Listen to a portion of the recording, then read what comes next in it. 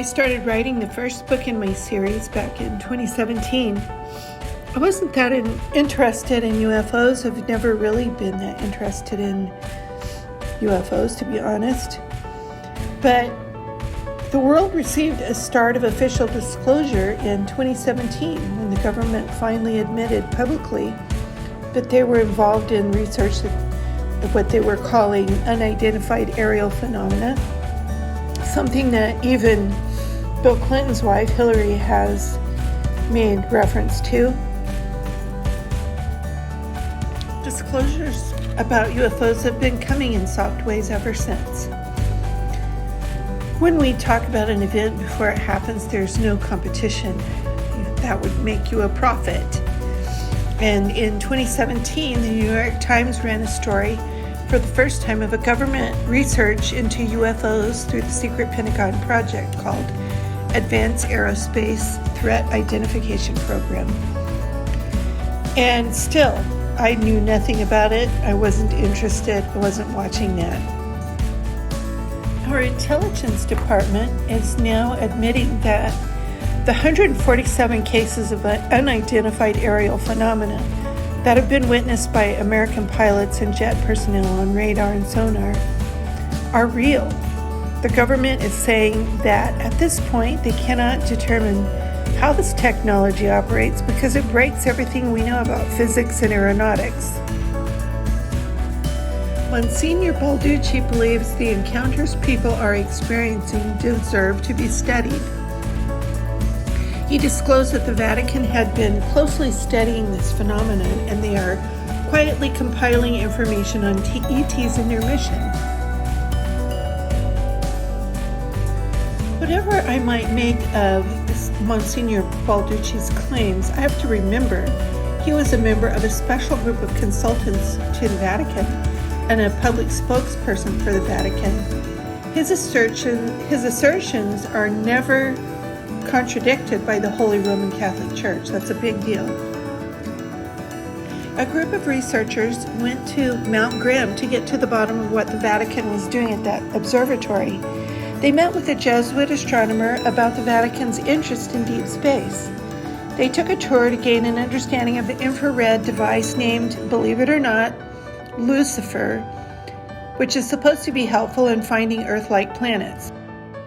They were stunned as they sat in the control room listening to one of the astronomers speak so casually of the redundancy with which UFOs were captured on screen, darting through the heavens.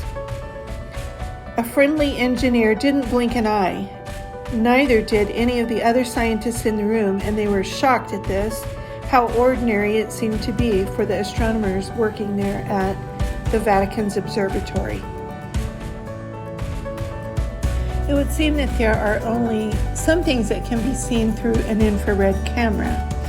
The observatory area in Arizona is notorious for UFO sightings, which have been witnessed by thousands of people across Nevada and Arizona. And maybe you remember the Phoenix Lights. There was a movie made about that.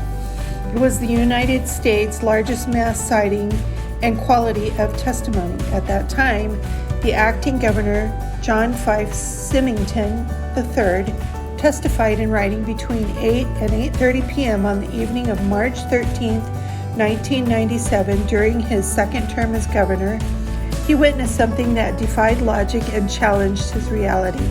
A massive delta-shaped craft silently navigating over the Squaw Peak in the Phoenix Mountain Preserve. It was dramatically large with a distinctive edge embedded with lights.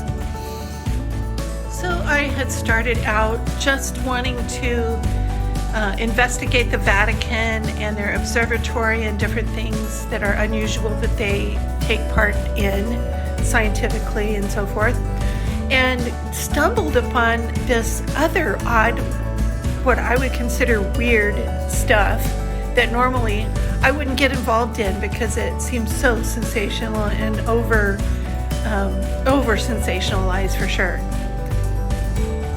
But frankly, in the end, I thought, isn't that a great way to build a book? I mean, I write fiction, and what better way to make your fiction seem real than to take things that are actually going on in the world and fictionalize them in your book? So that's what I did with my first book, Fallen Race, The Inheritance.